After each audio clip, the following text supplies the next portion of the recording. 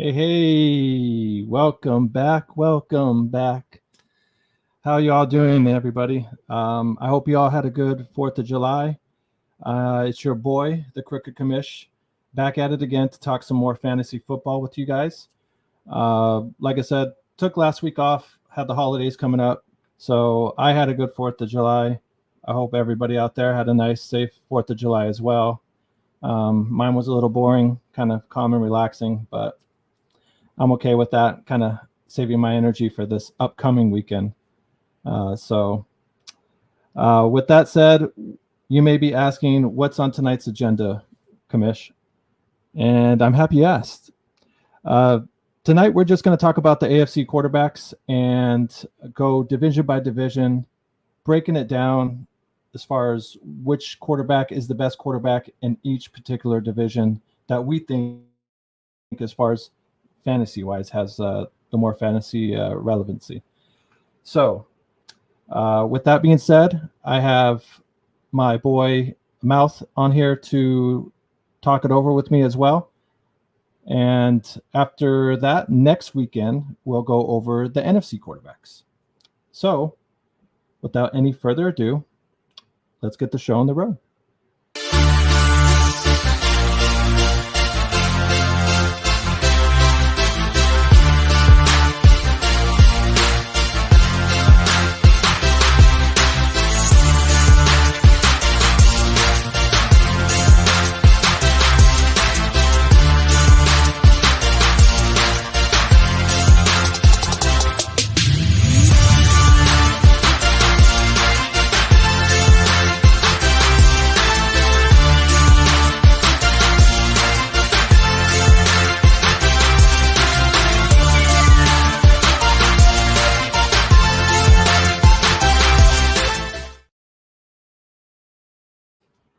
And just like that, we are back at it.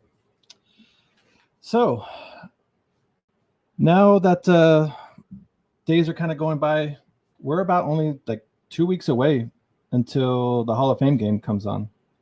So before we know it, this season, and once that kicks off, it's like really starts coming fast. So the season's going to be here before we know it, y'all. So, and I'm already starting to see the fantasy football magazines out in the store.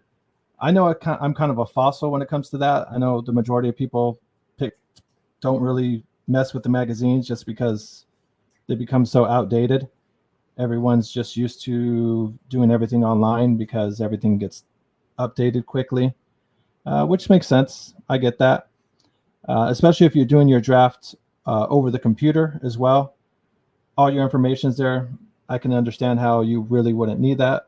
But if you're like myself and the majority of my friends, we do the live draft.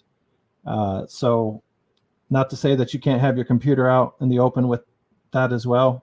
But with me, I stick with the old school stuff.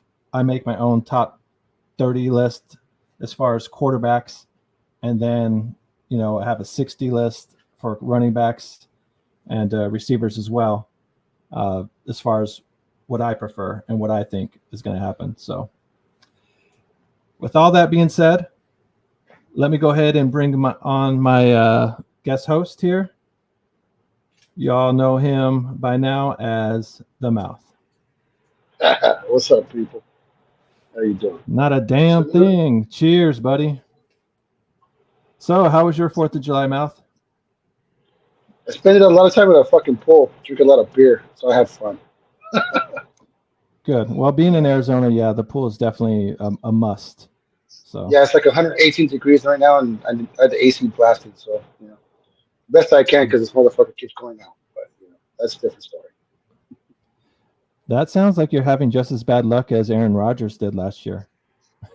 Yeah, well, my AC lasted about fucking 2 seconds too, and then it fucking died too. So. The pain's real. The pain is real. Really well, I'm happy to see that you didn't have a Jason Pierre-Paul moment and have missing limbs. No, we have all 10. No, that almost happened on New Year's, so it did, but it did not happen for 4th of July. Well, hopefully you can avoid that this upcoming New Year's and not have a close call. So. Yeah. Like, I mean, anybody wants to see that freaking that post, I'll post that one. They can see the shit that almost happened, the shenanigans that was going on that day.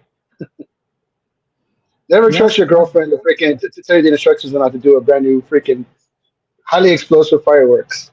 Try to kill me. It's definitely a video of what not to do, how not to do it, and stuff. Yeah, that definitely what not to do.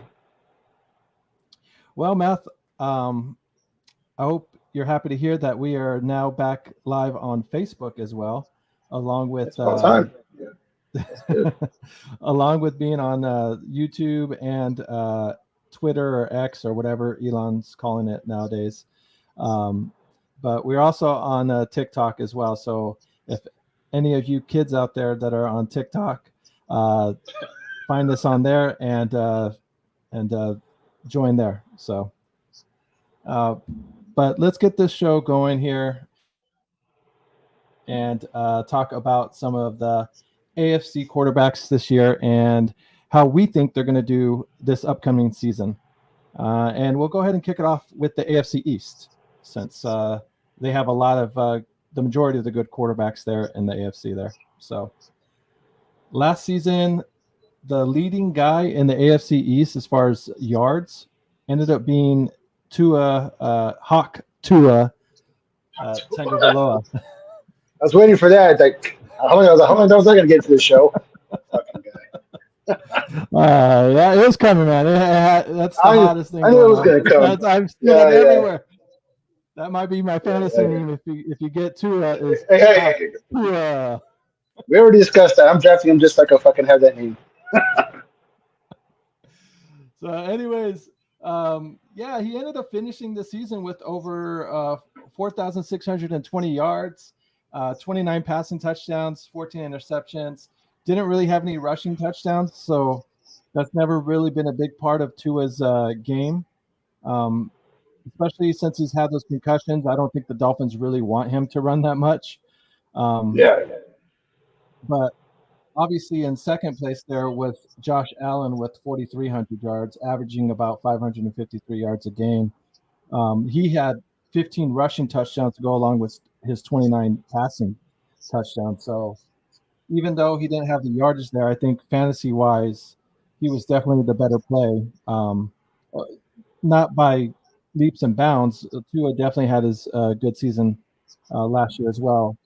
But with the weapons that they lost this past offseason, I'm not sure if Allen's going to be able to have keep up with the passing yards. His passing yards may take a dip from the 43. They may drop down to 4,000. So what say you between those two, or who do you like out of the AFC East? Which quarterback do you think is the better fantasy quarterback? Is it going to be Tua leaping over Allen because of the lost weapons, or do you think Allen is going to keep it up? Well, Tua definitely got the better wide receiving core. I mean, adding Odell Beckham to the wide receiving core that already had Waddle and Cheetah out there. I mean, Cheetah's probably, if that offense doesn't slow down, he probably hits 2,000. He might have been the first 2,000 yard wide receiver in the NFL. So I mean, that's something I don't think speed kills, and Miami has it all. You know what I mean? And that's a personal goal for him too. Yeah, and he's trying to get that.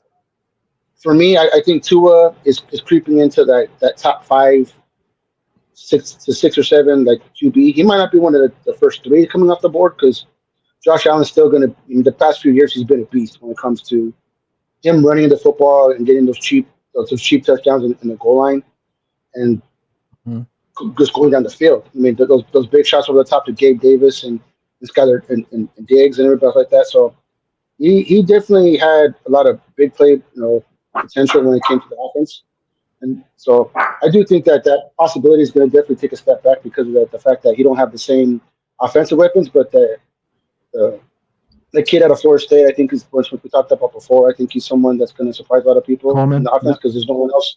Yeah, there's no one else out there, and that he definitely still has 2 studs on the as a tight end. So I mean, if they get into the I think it's gonna be a lot more run heavy with Cook. So once they get inside the red zone, I still think that he's still gonna be someone to watch because the past few years, especially in our draft, he's someone that's come off the board pretty early, especially even after Mahomes. Yeah. In the second or third round, he's come off the board pretty quick. So I think that Josh Allen's not gonna fall off too far.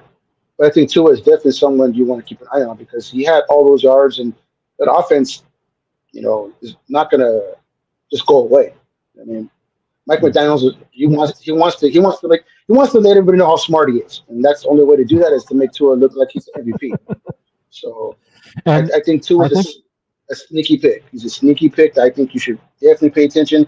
And people will probably might stay away from him because of the concussions and things like that he's had and the injuries that he's had in the past. So if he doesn't get drafted or he doesn't get put on, stashed somewhere on someone's bench, I think in the first few weeks he's going to get picked up pretty quick. And I think that was definitely, I remember that was the issue last season as far as where everybody was a little hesitant with him because they were worried about his concussions and they weren't really sure if they can count on him for a full season and stuff. So, but I think he kind of proved that last season. He played the majority of his games. Yeah. Well, I mean, he may have missed a game or two, but it was nothing. 2 words. Contract year. That's what he's playing for.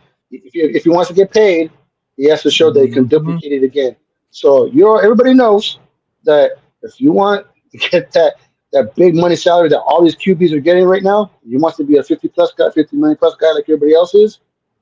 He has to show it again, and they're going to pay him because right now they have it. So he's one of those guys that's in limbo with all these guys that's been getting paid, with Lawrence getting paid, and Zach Prescott out there trying to do whatever.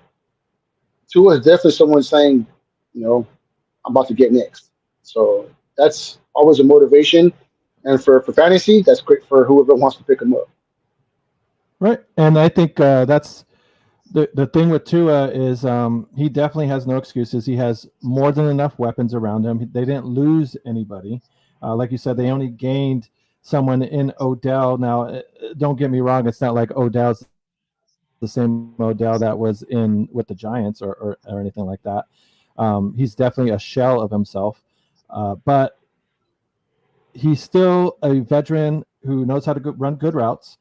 And granted, I think if you get about 10 games out of Odell, that's a win.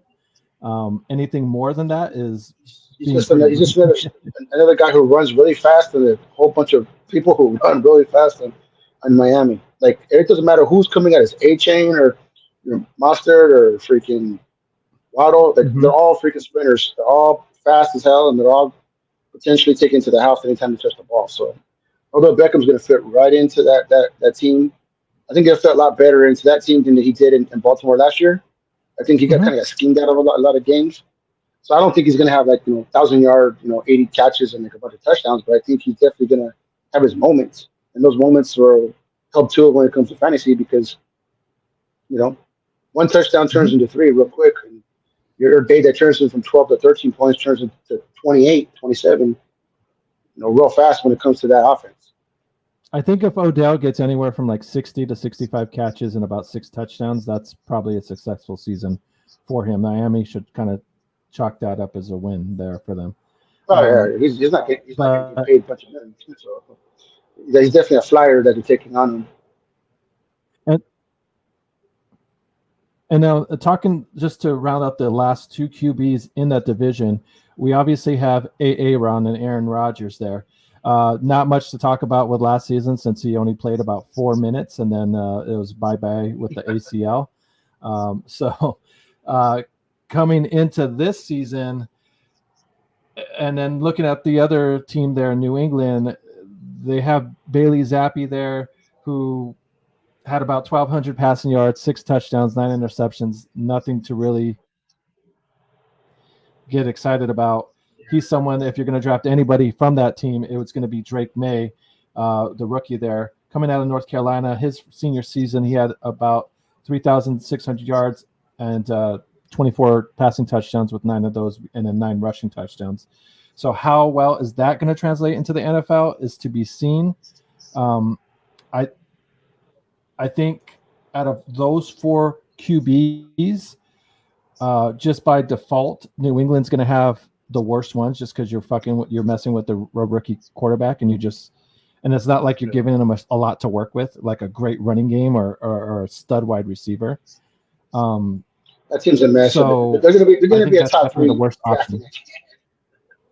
They're going to be top 3 drafting again. So yeah, no, I mean, most definitely. I mean, if they're say they have like the number 8 pick, that I think that means Drake May had a decent rookie season.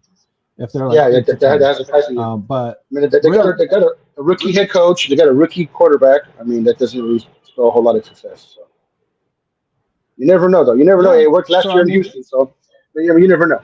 But I mean, that's very true. Very true. The NFL is the one league where you can go from worst to first the quickest. All the other leagues, NBA and MLB, it usually takes a couple of seasons before you can really flush out all the bad players, get the new players in there, and then developed as well to where they start producing at a big league level.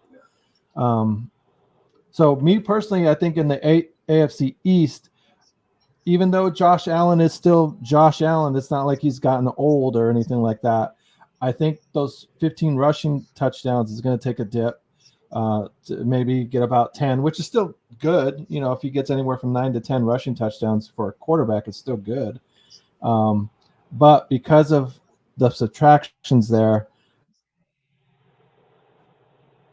I personally think that stats and better fantasy QB coming out of the AFC East, then Josh Allen, then Aaron Rodgers, and then either Drake May or Bailey Zappi, whoever ends up winning that starting job. I mean, the only good thing is you got to think about is that Josh Allen he's been pretty much averaging like 24 fantasy points per game the last few years. Mm-hmm. So he has potential to have those big games. It just might not be as much. This year he might take a step back when it comes to having those 35, 40-point games. It might not happen as often. You know, if people watching, if you guys disagree or you guys have a different take, we'd love to hear your comments or see your comments as well. Don't be shy. Go ahead and write down what you think. Who do you think is going to be the better QB in those divisions? If we say anything that's off the wall, let us know. We'd love to hear your opinions and get some feedback from you guys. So that order that I put it in, you don't think I'm not necessarily going too crazy as far as thinking Tua is going to be the better QB, or do you think Josh Allen is still going to be the better fantasy QB over Tua as far as just the AFC East QBs to choose from? This is hard because Josh Allen's the track record. I mean, he's pretty much been a fantasy stud the past few years. And Tua has kind of just found his way last year. And he, like I said, it's kind of hard to project how these guys are going to go because especially with Tua, one good hit and he's going to be gone for the rest of the year. And if you put him as QB1 and you put all your marbles in, especially if you don't draft someone kind of quick behind him, just to kind of hedge your bets, that easily could wreck your season. Because if you're bouncing around with the QB and free agent pool for 4 or 5 weeks in a row, you could lose 2 or 3 games that are close. That will definitely fuck you up when you're trying to come playoff. You know what I mean? So I think Tua has the potential. I think Josh Allen has a track record, but it definitely be something to see because I think Tua is a breakout. Definitely a dark horse breakout year to have one of those big, those big week to week type of things. We're throwing for 300 yards and 3 touchdowns on a consistent basis. Okay, well, I guess time will tell. We'll see. And like I said, if people in the chat, if you have a different opinion of us, please let us know. Well, let's move on to the AFC North and talk about those quarterbacks and what we have to work with there. Last season, the guy that had the most passing yards last season ended up being, surprise, Lamar Jackson. He had 3,600 passing yards, 821 rushing yards, and then 24 passing touchdowns with 5 rushing touchdowns, averaging about 229 passing yards a game. So right there, and as far as our league, that average, as far as the passing yards, is 11 points right there. because we give out a point for every 20 yards passing. So once you get to 200 yards, that's 10 points. And he's, so on the regular, just the passing yards alone in our league, he was getting 11 points right there. And then you add in his touchdowns and whatnot. Kind of ended up being the best quarterback last season there. Joe Burrow finished with 2,300 yards passing with 15 touchdowns. He ended up getting hurt halfway through the season or at some point during the season as well. Deshaun Watson was also didn't only played a handful of games. That's the second season in a row that he's only had played a handful of games. He only finished with about 1,100 passing yards. And then Pittsburgh is definitely the wild card there because they don't have any of the quarterbacks that they had last season on. So it's really kind of hard to see like, okay, Kenny Pickett did this last season. And with being in the same system, he can build back off of it. No, Kenny Pickett's out in Philadelphia now. And they got two new QBs with Russell Wilson and Justin Fields. So they're kind of a wild card team as far as trying to pick. We're not even sure really who's going to win that job. So that's kind of a guesstimation. But looking as far into next season, do you think Joe Burrow can come back and have the season that he had before?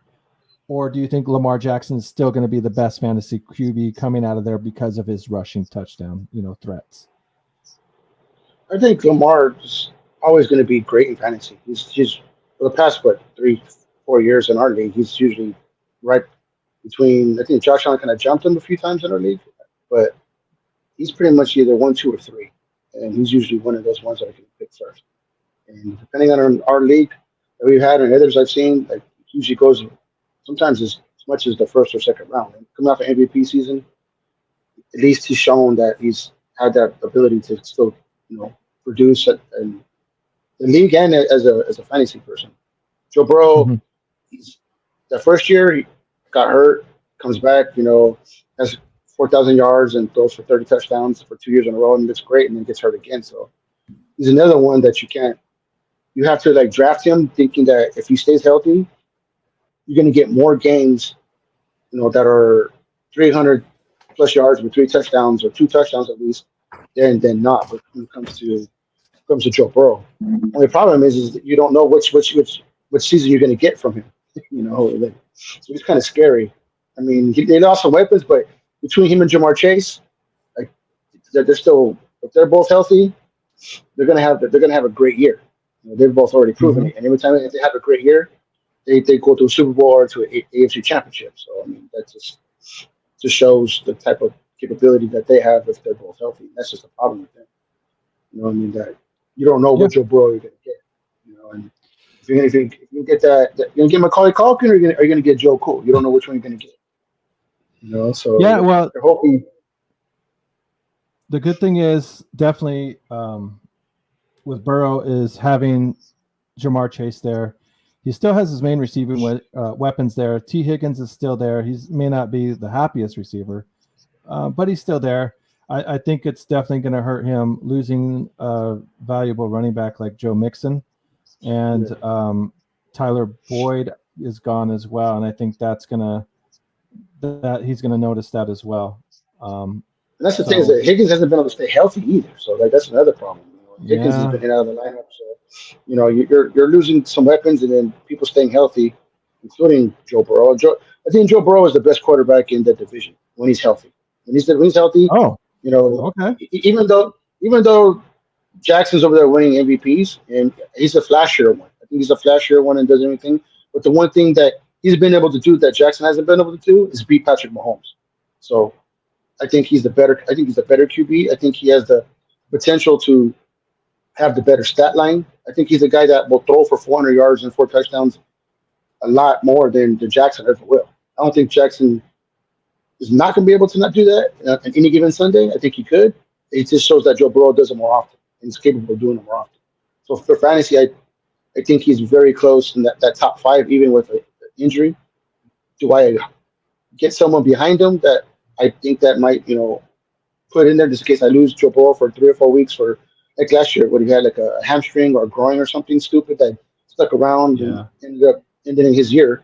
So yeah, I definitely draft Joe Burrow, but then I draft someone like, I mean, right behind like a Kirk Cousins. You know what I mean? Someone like that that might be, in the free agent pool in the first few weeks. I see whoever's still there, and then pick them up probably in the late rounds just to kind of, just have an insurance policy for someone that might be out for, well, shown history of being out for a few weeks every time. And if I do lose him for the rest of the year, at least I'm not completely screwed when it comes to the QB.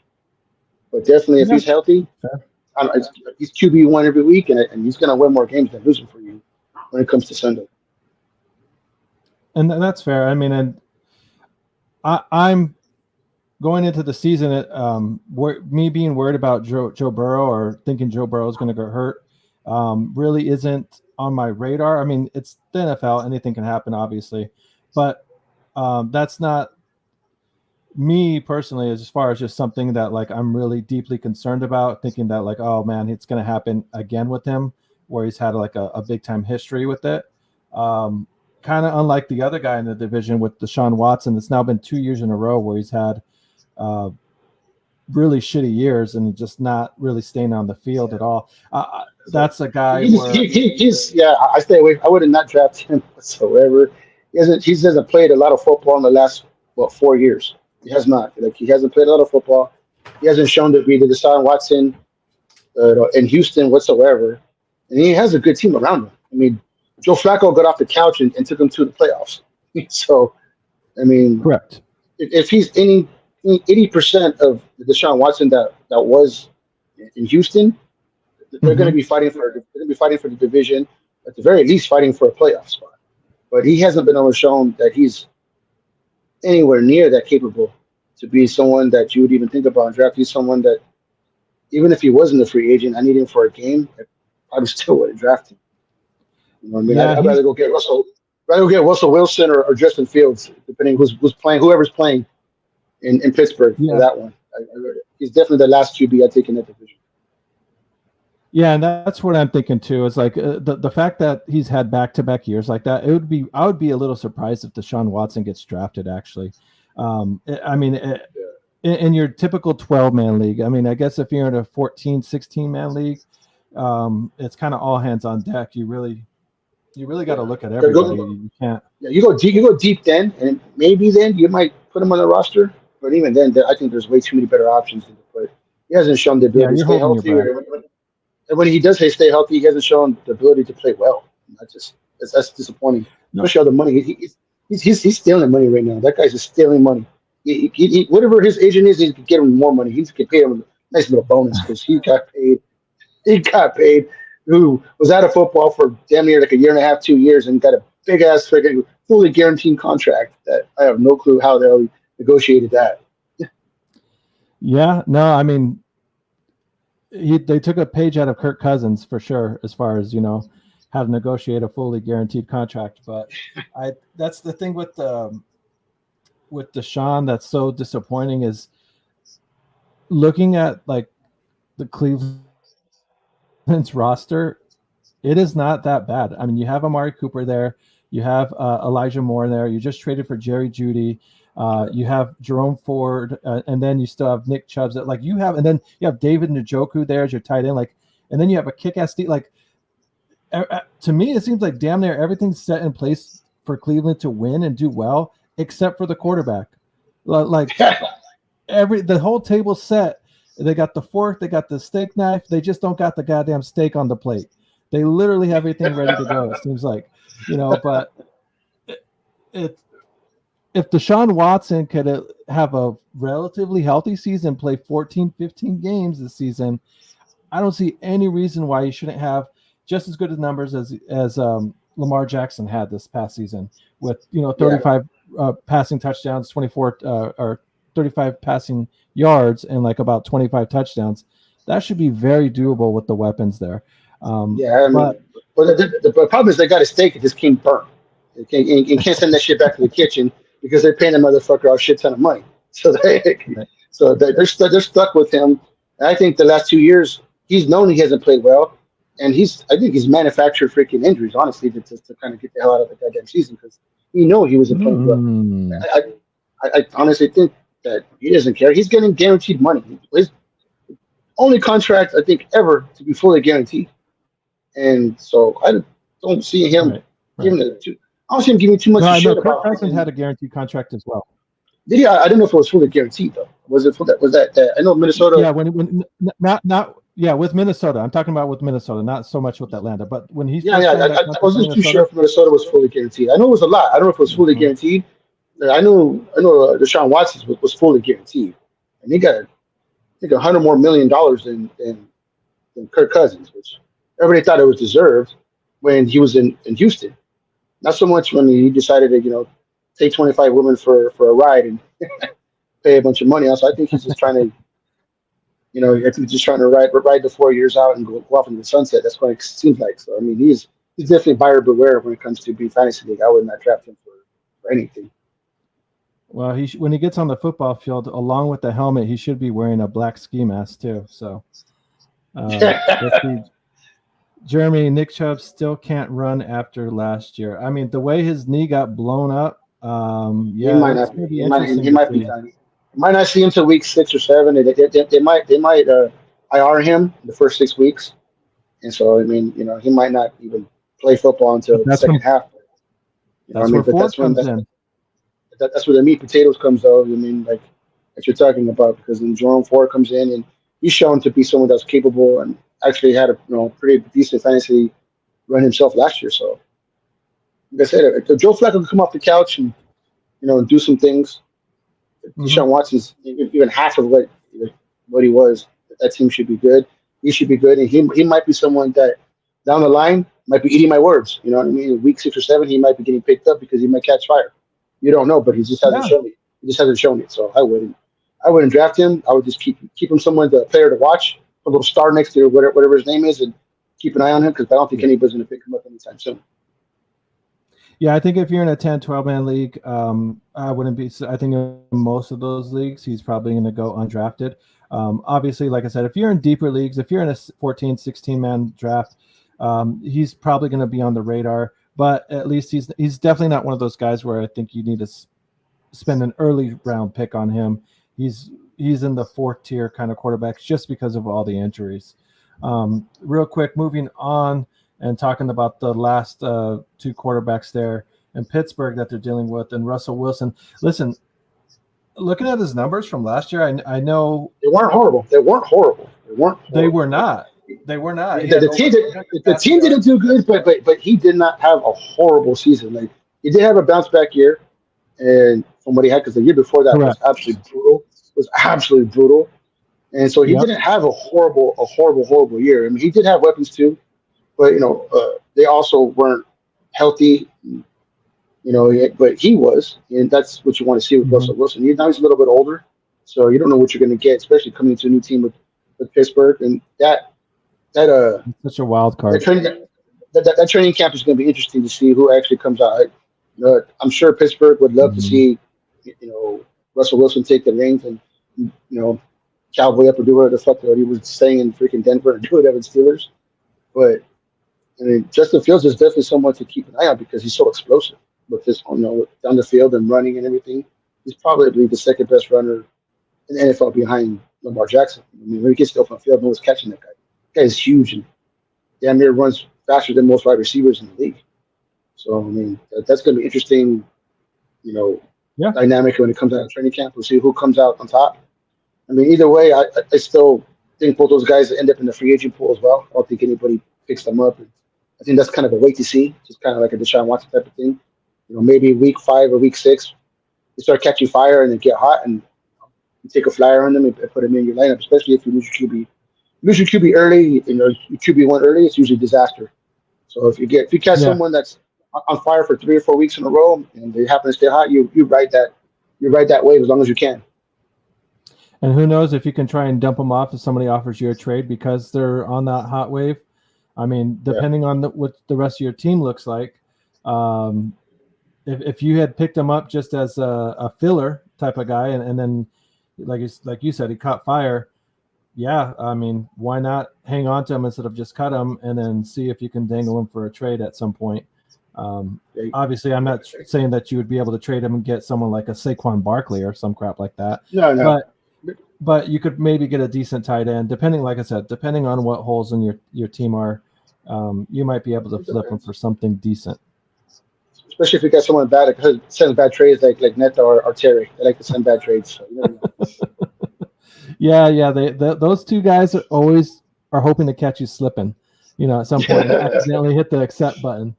So, real quick, give me down. Let me hear your breakdown as far as the AFC North.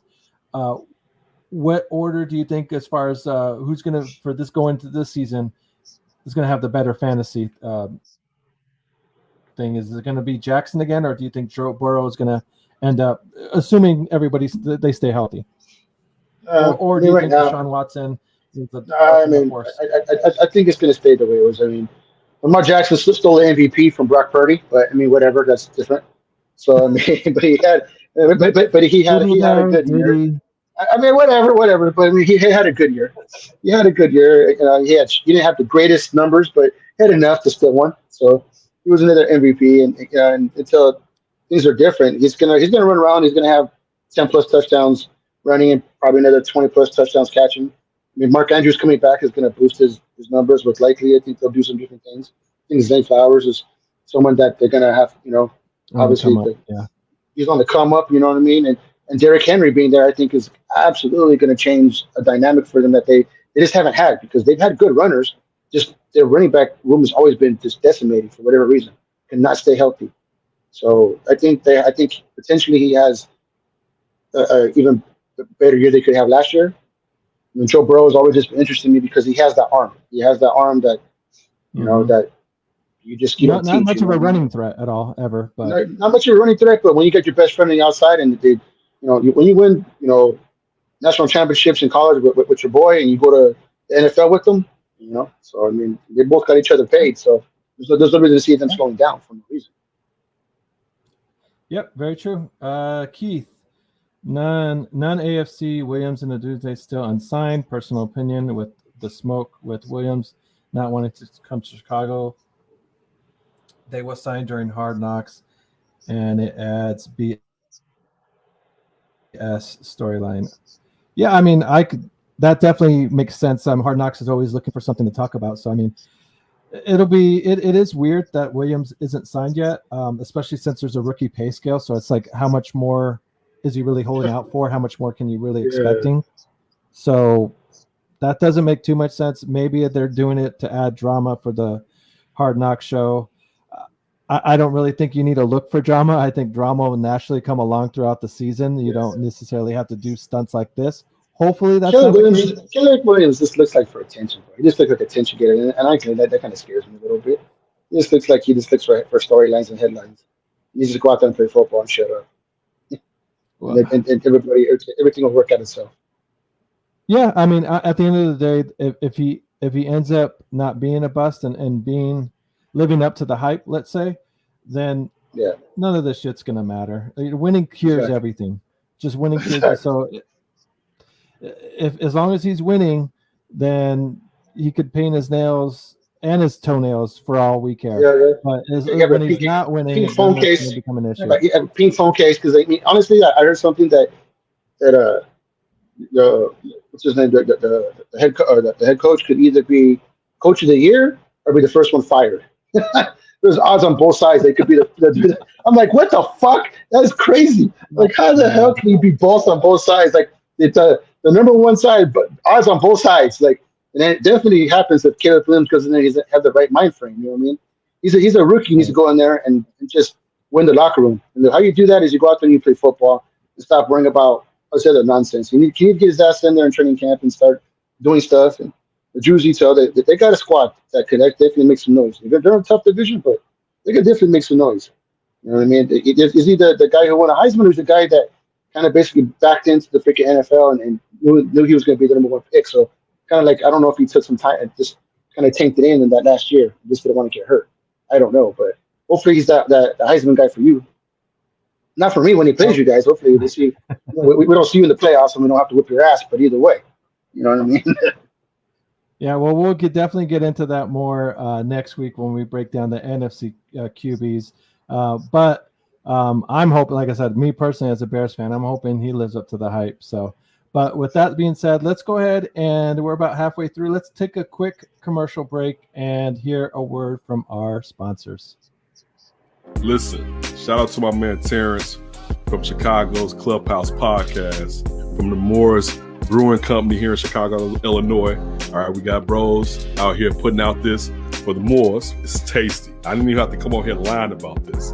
All right, this tastes like what I like when I drink a beer. I don't drink a beer often because I'm too big and I need to stay off of carbonated drinks. But this is the carbonated drink you need to open up and crack and take a sip. All right, if you want to come out of the dark ages, be educated. All right, get you some of this Moore's brewed right here. It's definitely tasty. You can get it in Kimbark and High Park. Whoa. I thought we were a team. Where's mines? And when are we getting in Tempe, Arizona? I guess we're going to have to find out, man. But everybody out there, for here in Chicago, go to Kimbark and pick you up some Moors.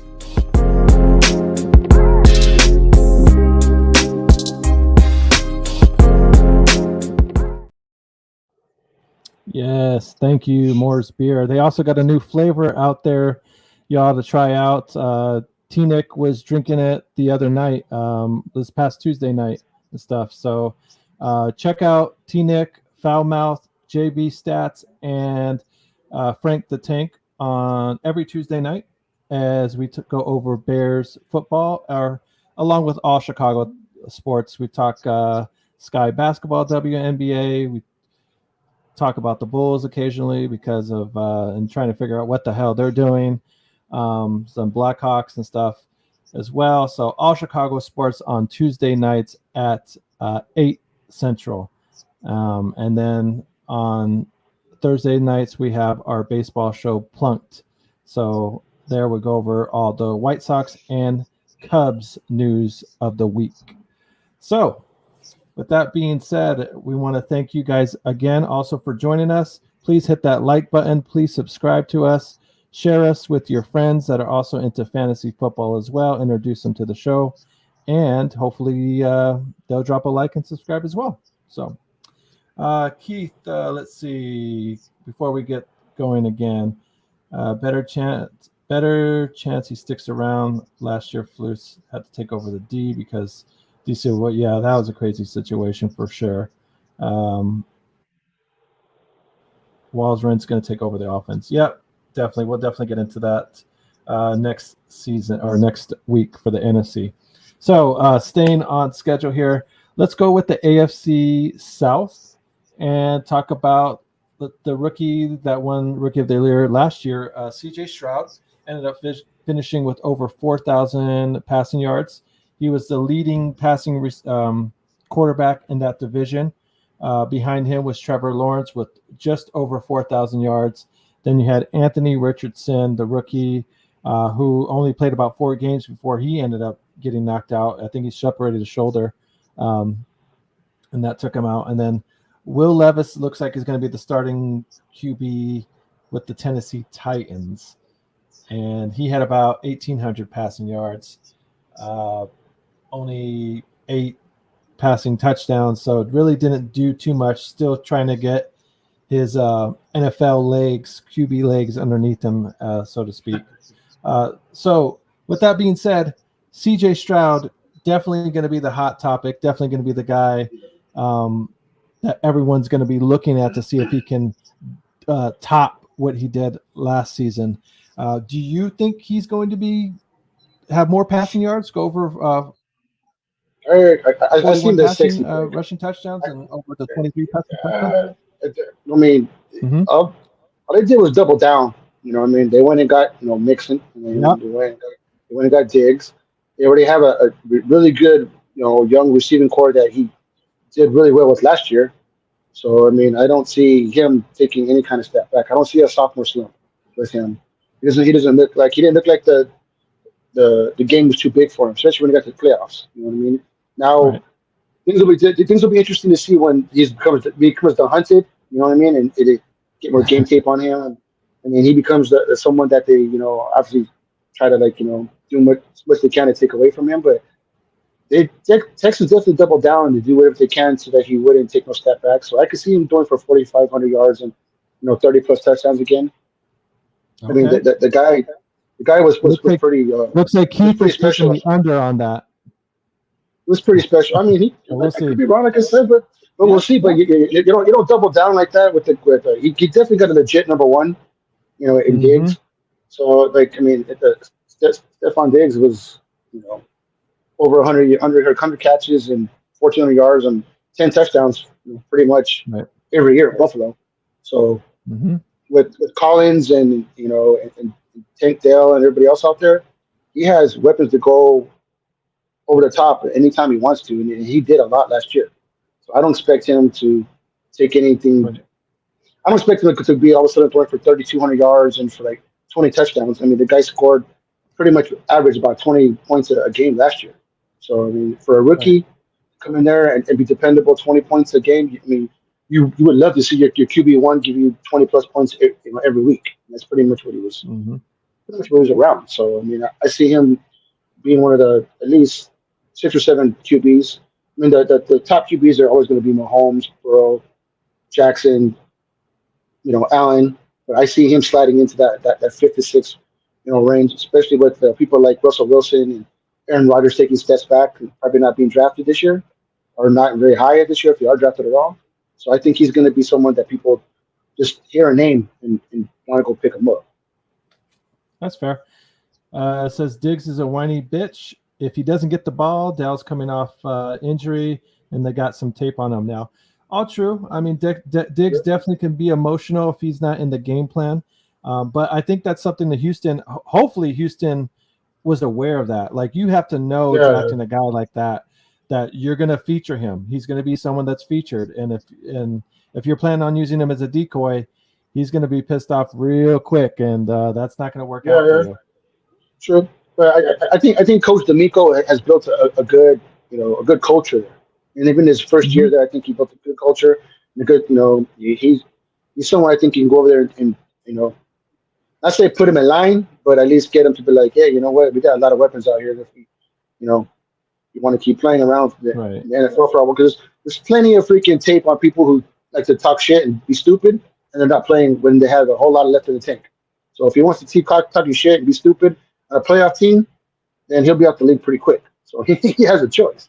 He can go out there and ball the hell out and get the ball and maybe not get 120 catches and get more closer to 90 and, score 8 to 9, 10 touchdowns or whatever it is. Or he could be an asshole and not be in the league next year. So you don't leave the way they left the Buffalo. And obviously I agree with what he said there. He is a whiny little bitch sometimes. So he can toe the line, or he could be out the league. There's plenty of wide receivers out there who didn't understand that, and they got cut out really quick. They got years at the end of their careers cut off. So that team is primed to make a deep run. And I mean, the fact that the Houston got Joe Mixon as well, to give him another weapon. Like, it's hard for me to see his numbers go down. I mean, obviously if he gets injured, they're going to go down, but assuming he stays healthy, I definitely see CJ being probably a top 5 fantasy QB, with potential to be top 3 even at the end of the season if he stays healthy and things go the way that Houston's expecting them to go. Like I said, he's not much of a rushing threat. He only had 3 rushing touchdowns last season. So who knows? And I think having a guy like Mixon as your running back now instead of Singletary, that's exactly what I'm saying. It's going to give him more incentive to hand it off than try and rush it in. Exactly. It's like Damian Pierce didn't do much when he was kind of unfortunate. Got that sophomore slump or whatever. And I think that with Mixon as an established running back who probably, will go over 1,000 yards, if everything goes good for them. So that play action pass coming over the top, he was throwing over the top already. You know what I mean? To Nico Collins and to Tank Dell, and to now to have Diggs out there, that play action is going to be even better than it was last year because they had no running game, and he was still throwing over the top for 4,000 yards and all those touchdowns and all those highlight reels. And he caught fire at the end of the year where he was throwing for 450 and 4 touchdowns. No one see that coming. Nobody from Iowa State that's a QB has ever come onto the scene and actually played as well as he's had. I mean, that's just something that I didn't think that was going to be the case for him, because everybody kind of had their doubts. You know? So he's definitely someone I think is going to be a sexy pick. Yeah. Plus, we didn't even mention Dalton Schultz. You know, and Dalton Schultz is a damn good tight end as well. So, man, who do you think between CJ Stroud and Tua is going to have the better fantasy season? I think they're going to be fighting it out. I think if they both stay healthy, they're going to be fighting out with the offenses that they have. But I think CJ Stroud is just a little more intriguing because he just seems to have like a better ball. Tua has a nice ball down the field and everything. Well, they both have really good weapons. Yeah, he probably has more top end, weapons when it comes to like the names, to who's on the outside with him.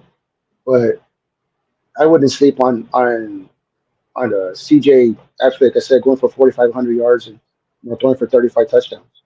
I could see him consistently having that 25 to 30 points a week.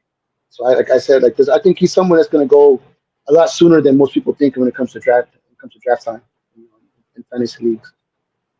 See, and that's the thing. I think people will probably be reaching for CJ, and they may still get the same kind of production with the guy that they can get later on with someone like Tua.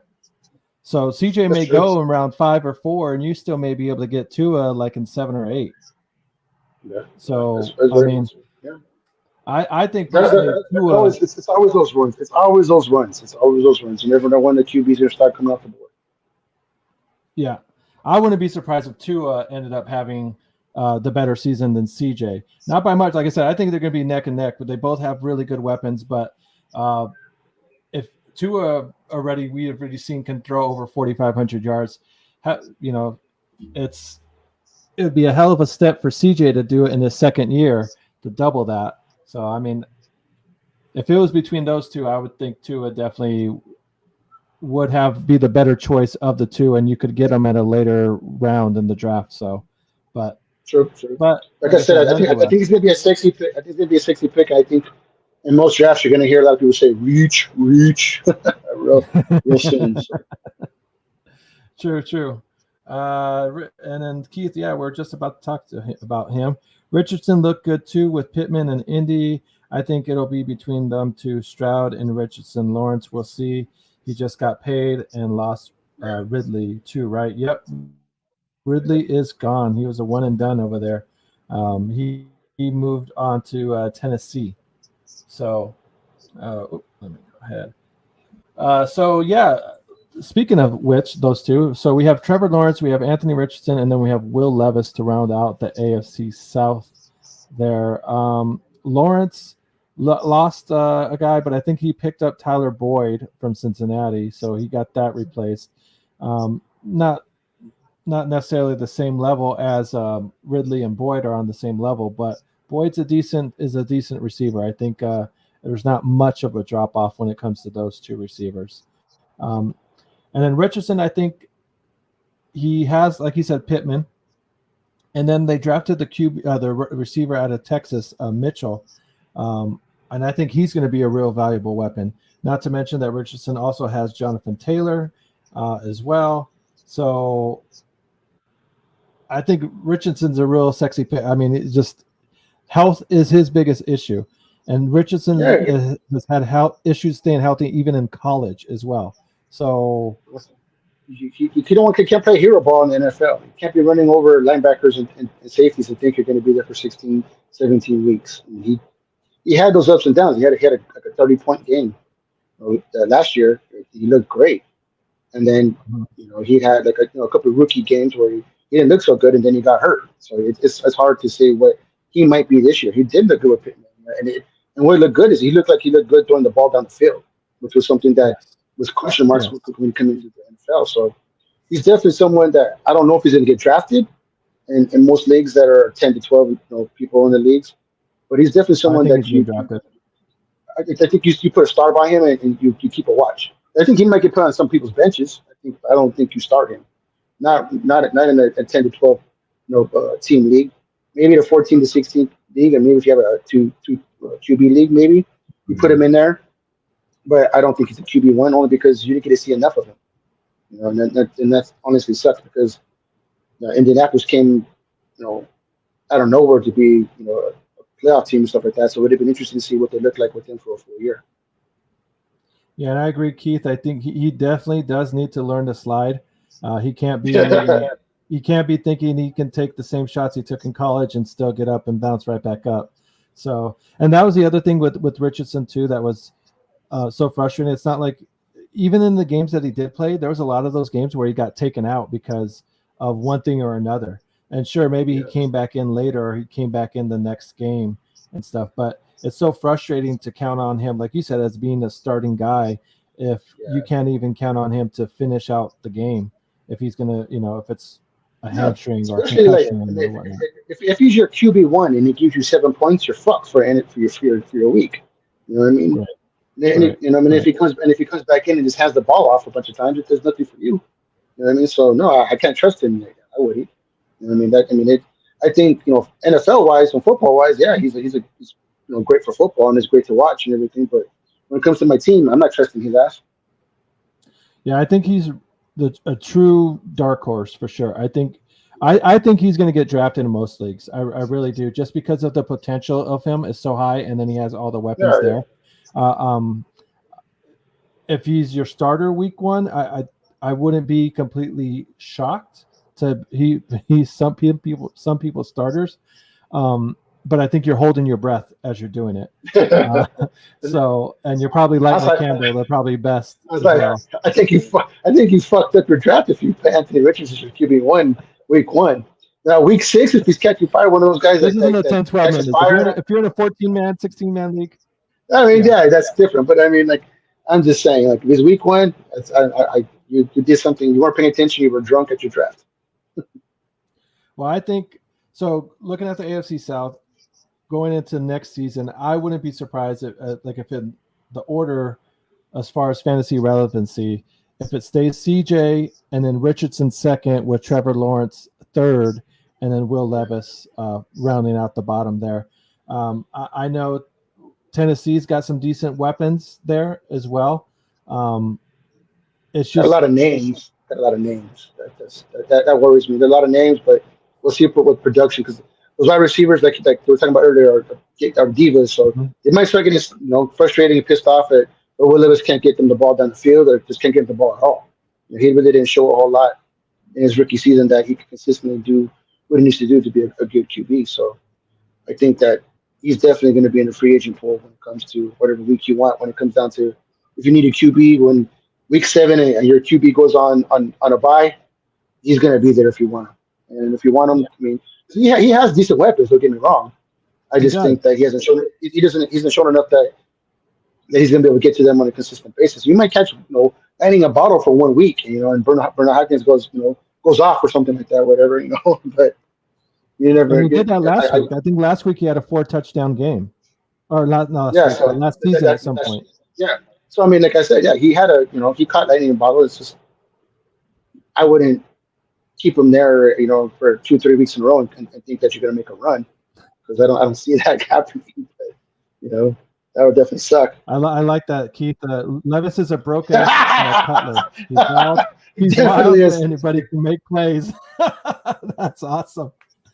Oh man, I love it. You ain't wrong. He had a diva girlfriend too, just like Jay Cutler. I think that his girlfriend ended up breaking up with him halfway through in the season. She became more popular when people saw her in the draft. Everybody was like, "Who is that? What? I want to check out her Instagram page." So, yeah, she outgrew him real fast. Yeah. But yeah, Will Levis will be an interesting play. I think he's one that I don't see him getting drafted in any drafts really. He's one of those where he'll have to prove himself throughout the season for people to justify having them on a fantasy roster. So not that he does, like you said, he doesn't have weapons around him. He has some decent guys, but he just hasn't shown enough to anybody really. I think even the Tennessee that he can be the guy going in and week out. So Not yet. I mean, they might have a good year in Tennessee, but I don't see him having a good year in my fantasy team.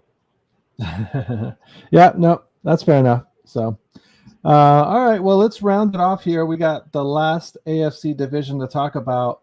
Not much to really debate between. You have Pat Mahomes, Justin Herbert, and then you got a couple of guys there that are battling out. You got Las Vegas with Gardner Minshew and Aiden O'Connell fighting it off for the QBs, and then you have Zach Wilson and Bo Nix with Denver fighting to see who's going to be the starting QB there. So, I mean, I think this AFC West is really a no-brainer as far as who you're really going to try and go and get, or who's the better QB.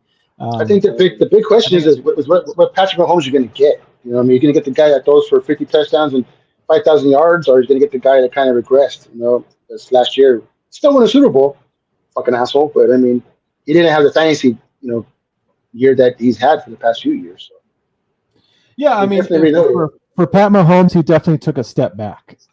For Pat Mahomes. Yeah, I mean, fuck you. No, I mean, like he threw for 41 passing, passing yards and 27 touchdowns, which by all NFL standards, I mean, that's still a good thing. But when you're used to throwing for 5,000, you're throwing for 5,000 yards and 50 touchdowns for 5 years in a row. You know what I mean? But it's like I said, I wasn't talking shit, but he did take a step back. I mean, but for everybody else, that's a career year. Keith agrees there. 50 TDs, he's getting his weapons again. Yeah, I mean that's what everybody's used to. Yeah, I mean he lost, he lost Cheetah, so he's down the field and big plays, kind of took a hit. But you know what's going to happen with Hollywood and now that kid Xavier Worthy and Rashid Weiss maybe taking a second year and he stays out of trouble. Mm-hmm. Patrick Mahomes might make that leap again because he's pretty much a legit first QB that's going to get drafted in most leagues. You know what I mean? Depending on if you're like Chaka and you get that wraparound and you take him the 13th pick or whatever 10th pick or 11th pick, whatever the hell you're at, he's going to go in the first or second round in a lot of leagues. Mm-hmm. And no one's going to say reach. No one's going to say reach when you draft Patrick Mahomes because even last year he was still giving you 20 plus points a week. This wasn't giving you the 35, 40, 50 point games that he has been for a lot of players or for a lot of teams in the past few years. Yeah, Mahomes is definitely a plug-and-play guy where you don't even think about it. The bare minimum he's pretty much giving you each week is going to be 25, 24 points with the potential, obviously, to get you 35 to 40-point games, or even the occasional 50-point games, when it gets really crazy and he's just throwing the ball all over the place. So, but between him, I mean, obviously, I think Mahomes is going extremely early. Justin Herbert, he had over 3,000 passing yards. He's lost a few weapons. No more Keenan Allen there. No more Williams, Mike Williams. Yeah. No more Gerald Everett as well as a tight end. So he's lost some weapons. He hasn't. Yeah, they definitely lost a lot. They lost a lot. They lost Eckler. So I mean, they lost a lot. Yep. They lost a lot of stuff on that side of the ball, but. We'll see what Harbaugh does. Harbaugh, all he does is win wherever he goes, and he definitely likes to run the ball. So there might be a lot more play action passes, a lot more stuff to tight ends and stuff. But Herbert's definitely somebody who wants to throw the ball down the field and do things, and he's shown the ability to be even when they're losing. He's a perfect freaking fantasy guy because he's going to throw the ball 40 times. So that's the thing is the team might be the team might play 500 ball. But he's gonna throw for 350 and 3 touchdowns and probably 2 interceptions. But you can live with the interceptions when he's giving you 28, 29, 30, 30 points every week. So I mean, he's one of those classic fantasy guys that the team might suck, but he's definitely do. He's gonna freaking win you a week, more times than not. Do you think there's any chance in hell at all that because we already know that Patrick Mahomes is going to be the best QB fantasy wise in that division? Do you think there's any chance in hell that someone like a Gardner Minshew or a Bo Nix could possibly have a better fantasy season than Herbert just because of all the weapons he lost? Any way that could possibly work out? Maybe Gardner Minshew because he has Devontae Adams. I mean, so he has the legit number one guy that he can throw.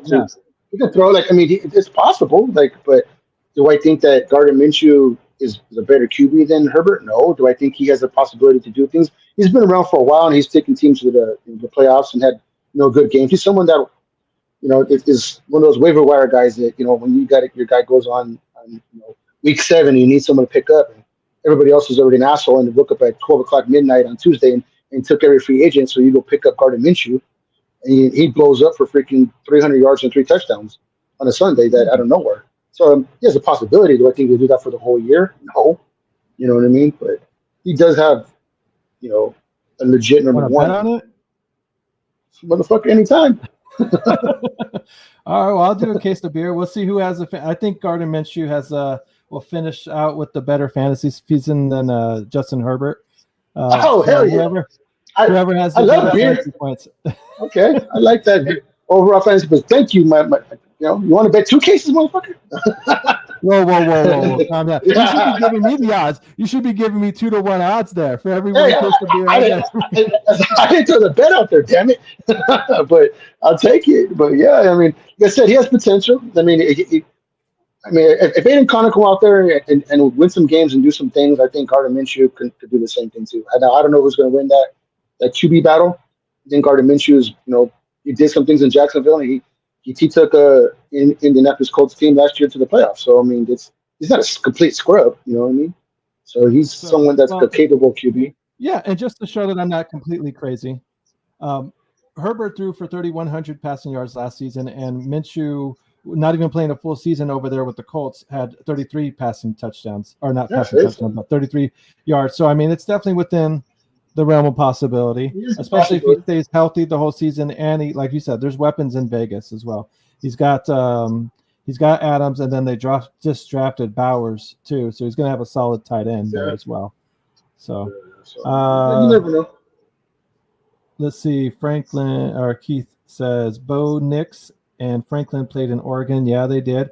A big Oregon fan, and it's going to be a smooth transaction. Yeah, we've seen it already happen with Chase and Joe Burrow. So if they can have that kind of connection going into NFL, that would be the best thing for Bo Nix there for sure. Sutton's bum ass got popped for some little extra fun stuff. 8 game. Oh, whoa, really? Oh, that sucks. A little bit of enhancement there. I was just going to say, with Sean Payton there, they might, do some things with Sutton and some things, but no, not for the first half of the season. So that kind of sucks for him. Dumbass. Yeah. But, I mean, that could definitely bring up the stock of Franklin, the rookie there that came out of Oregon, if Sutton's going to be missing some games. So, yeah. And then, with no Judy there now too. So that's something that to look on. That could be a sneaky pick with those two coming down the line. Thank you. And he's not appealing it. Woo, shit, man! He must have got caught with a needle on his ass there. Still, there's no doubt about it. They opened the bathroom stall, and he's like, "Huh? Oh shit!" Still stuck to his ass. I'm in here. Oh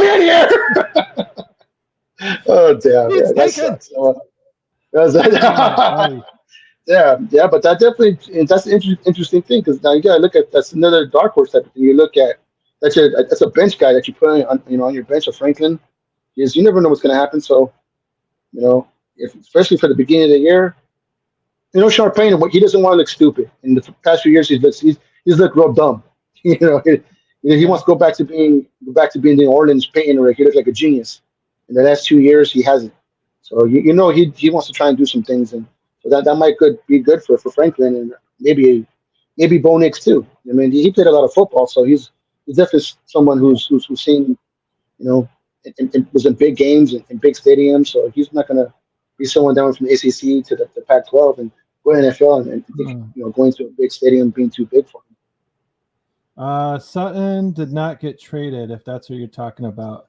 Cortland Sutton, as far as I know, is still in Denver. I thought he was the receiver.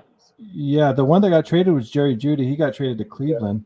So Keith, I'm not sure about that. He got traded last offseason. No, I don't know about that. I'm almost pretty positive Cortland Sutton's still in Denver. But well, I'll have to definitely check that out here. Give me 1 second. Now I'm really curious. I gotta look that up. Sutton's in Pittsburgh. Okay. Is it? Oh shit! I wonder. Sneaky. Well then, fuck. It doesn't matter where he's at then. I guess so. Either way, I mean, I'm messed up. Either matter. He's not playing football no matter where he's at. Whether it's in Denver or Pittsburgh. So. But definitely doesn't change the fact that Sean Payne doesn't want to look stupid, and Franklin with Bo Nix, that might be a sneaky connection. You never know, because Bo Nix is a little bit older. He might have some good time, but I don't see him getting drafted in fantasy leagues. But he's definitely someone. Franklin might be someone you put on the end of your bench, though, depending on the wide receivers that you have. How many? If you have 6 or 7 or 5 or whatever your league is, it might be someone you want to look at, though. Yeah, I mean, it's definitely if Sutton's out of Denver and there's no Jerry Jeudy there, I mean, they're really okay. Really Hold on, what is it saying here? You're right. There is a Sutton on Pittsburgh who is a DB and just got popped. Oh, okay. So it's not Cortland Sutton; it's a defensive. Okay, all right. Correction's been made. So, producers, what the fuck? Where are you guys at? Let's have these people. I need somebody back here with a piece of paper running to me right now to give me fucking this information.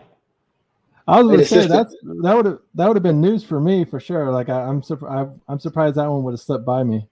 But I didn't see that one too. You never know though. Those dog days of summer shit happens. Maybe you can't catch everything, but you never know. Yeah. But no. Very true. But yeah, Bo Nix, if he does win that job in Denver, it's one of those Denver's. I don't see very many players, in general, being drafted fantasy wise in Denver. Like there's some guys, like I said, Bo Nix does have some appeal, but I don't think if you draft him at all in fantasy, it's going to be towards the end of the draft to try and use him as a keeper or something like that. I think that's a 2 QB type of thing, or a 14-16, team type of league. Where you got to go deep. You got to go just kind of, teams going to run and whatever. Now I got to go find a damn QB, and so I don't see him. I don't really see him coming off the board too high or at all. Only because the team hasn't played very well the past few years. So.